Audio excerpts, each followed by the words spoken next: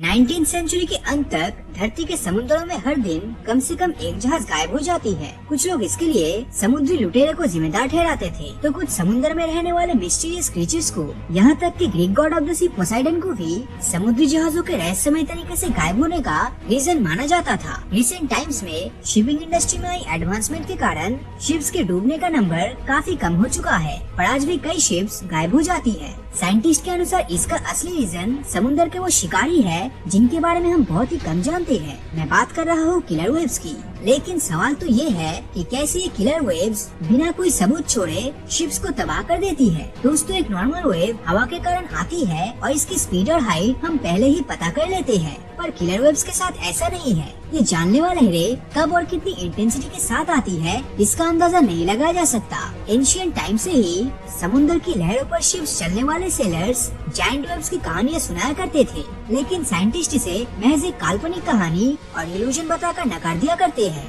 ऐसा इसलिए क्योंकि वो धरती के समुद्रों में 21 मीटर से ऊंची वेव्स क्रिएट होना नामुमकिन मानते थे। अगर इससे ऊंची लहरें भी आती है तो इसकी पॉसिबिलिटीज कुछ 10,000 सालों में एक बार ही है। लेकिन रिसेंट सैटेलाइट ऑब्जर्वेशन के अनुसार धरती के समुद्रों में हर दिन ऐसी लहरें उठती ही रहती है। हालांकि इंसानी इतिहास में हम सिर्फ एक बार ही ऐसी किसी जायंट वेव को कैमरे में कैप्चर कर पाए हैं। ये मौका था साल 1980 का, जब एक 30.5 मीटर ऊंची वेव साउथ अफ्रीका के डरबन की कोस्ट के पास खड़े एक सुपर टैंकर से टकरा गई थी। इस फोटोग्राफ को टैंकर के कैप्टन के असिस्टेंट ने लिया था। 30.5 मीटर की एक वेव अचानक से आई और टैंकर से टकरा गई। अगर हमारे पास इसके फोटोग्राफिक एविडेंस न होते तो शायद हम इसे काल्पनिक कहानी समझ रहे होते। इमेजिन कीजिए कि एक 9 story building 120 kilometre per hour की स्पीड से आपकी ओर आ रही है और इससे पहले कि आप कुछ रिएक्ट कर पाए ये आपसे टकरा जाती है। निश्चित रूप से आप इस फोर्स को नहीं सह पाओगे और अपनी जान गंवा दोगे। एक जायंट वेव का टकराना भी ठीक ऐसा ही फील देता है।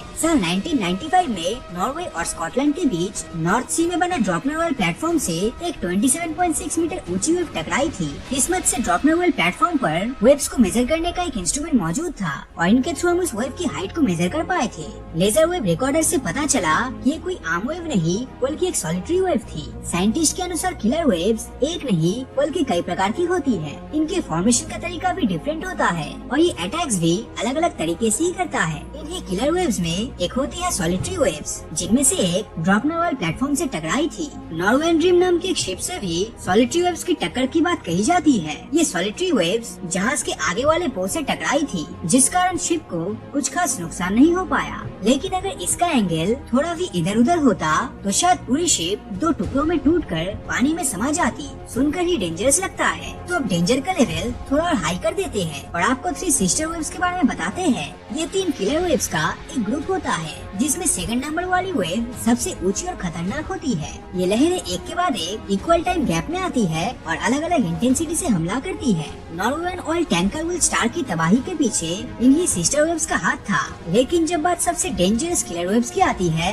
तो इसका टाइटल स्क्वायर वेव्स को ही जाएगा। अब जरा 14 फरवरी 2005 को ली गई ग्रैंड वॉयेजर क्रूज लिनियर की इन तस्वीरों को देखिए। स्क्वायर वेव्स के बीच में फंसी यह शिप समुद्र में किसी पेंडुलम की तरह घूम रही है। ये समुद्री लहरें आपस में राइट एंगल यानी 90 डिग्री का फॉर्मेशन करती है और समुद्र को एक चेसबोर्ड जैसा बना देती है। ये वेव्स शिप्स पर चारों तरफ से हमला करता है और इसी के चलते वो जहाज ओशन ट्रैप में बुरी तरह से फंस जाती है। इस ओशन ट्रैप से बचने का कोई भी तरीका नहीं है, पर आप चाहे कितनी भी कोशिश कर ले, पर इसका अल्टीमेट रिजल्ट मौत ही होगा। अब यह सवाल उठता है कि फिर हम इंसानों के पास इन किलर वेव से बचने का कोई तरीका मौजूद भी है। वेल, साइंटिस्ट की एक टीम वेव एटलस प्रोजेक्ट पर काम कर रही है, जो दुनिया में रिकॉर्ड की गई किलर वेव्स का एक मैप तैयार करेगी। इसके बाद इन वेव्स के आने का और इनकी इंटेंसिटी के आधार पर इनको एनालाइज किया जाएगा, जिससे कि हम इनकी फ्रीक्वेंसी को अनुमान कर पाएंगे। मैक्स बॉन्ड इंस्टीट्यूट में ओशन वेव्स के एक्सपर्ट और प्रोफेसर कहते हैं कि इन मिस्टीरियस किलर वेव्स को ट्रैक करने का